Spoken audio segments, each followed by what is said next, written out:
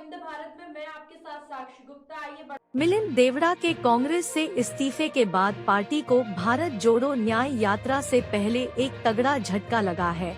ये कांग्रेस के लिए एक तगड़ा झटका है क्योंकि अब से कुछ महीने बाद ही लोकसभा चुनाव होना है। ऐसे में आम चुनाव से ठीक पहले मिलिंद देवड़ा जैसे बड़े नेता का पार्टी को छोड़कर जाना कांग्रेस को ज्यादा नुकसानदेह हो सकता है।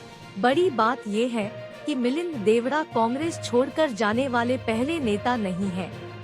पिछले कुछ समय में पार्टी से मिलिंद समेत इन 11 बड़े नेताओं का कांग्रेस से मोह भंग हो गया है। इस सूची में सबसे पहले नंबर पर आते हैं मिलिंद देवड़ा। मिलिंद देवड़ा ने रविवार को कांग्रेस से इस्तीफा दे दिया। उन्होंने एक्स पर अपने इस्तीफे ऐलान किया था। मिलिंद देवड़ा ने कुछ वक्त पहले ही उद्धव ठाकरे गुट द्वारा मुंबई दक्षिण सीट से चुनाव लड़ने का दावा करने पर नाराजगी जाहिर की थी। कांग्रेस के वरिष्ठ नेता गुलाम नबी आजाद ने 2022 में पार्टी से इस्तीफा दे दिया था। ये उस दौरान पार्टी छोड़ने वाले सबसे बड़े नेताओं में से एक थे। अब गुलाम नबी आजाद ने अब जम्मू कश्मीर में डेमोक्रेटिक प्रोग्रेसिव आजाद पार्टी के नाम से अपना दल का गठन कर लिया है।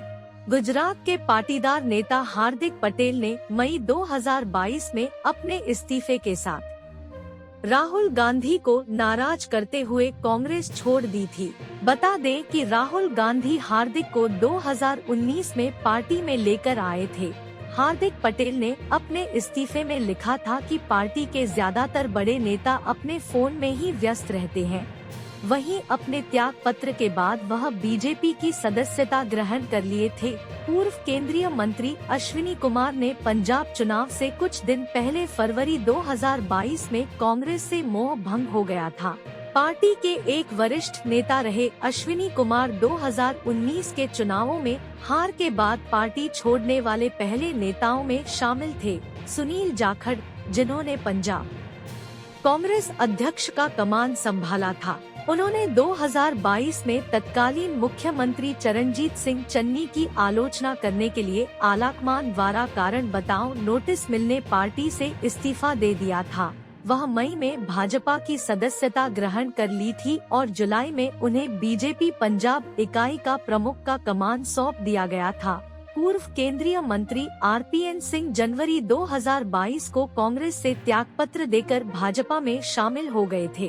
पिछड़ी जाति के प्रमुख नेता सिंह कथित तौर पर प्रियंका गांधी के नेतृत्व वाले यूपी चुनाव में साइड लाइन किए जाने से खफा थे। ज्योतिरादित्य सिंधिया, जो फिलहाल एक केंद्रीय उड्डयन मंत्री हैं, उन्होंने 2020 में कांग्रेस से इस्तीफा दे दिया था।